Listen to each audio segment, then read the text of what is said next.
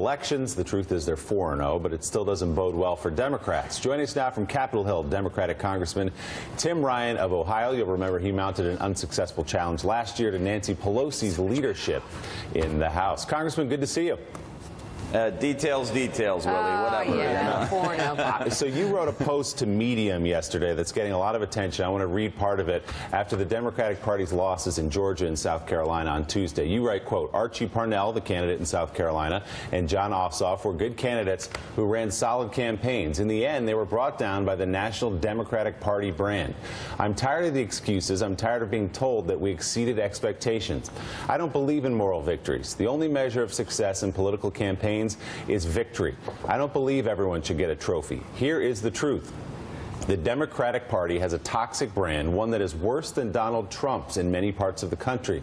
It makes me sick to my stomach that my party, that historically has done so much good, is seen as disconnected and out of touch with working class families.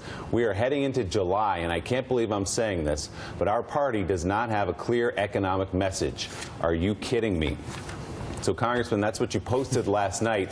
Let me just ask you, if you'd been in leadership, if you'd been in an election in November against Nancy Pelosi, what would you have done differently in Georgia, for example, to get that candidate to victory? Well, you know, one of the strategies there was not to make it a national campaign, which we didn't. But at the end, I think a stealth ground game, a stealth get-out-the-vote effort. We have a strong African-American population in that congressional district, and we came in very late in that district to try to get the turnout.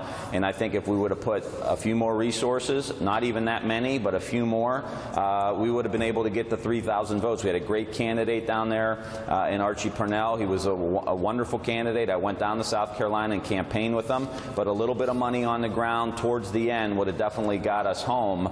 And, you know, we spent, you know, $20+ million in Georgia and only a couple $100,000 in South Carolina. It could have made the difference. So what is the problem with the Democratic Party's brand? This is something you've been talking about as long as we've known you, for a couple of years now. What is the problem exactly, and how do you go about fixing it?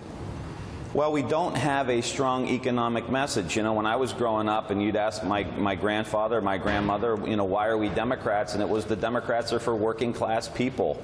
And we've lost that message. We are for so many people, and we are for so many very, very important issues, Willie, that I'm for.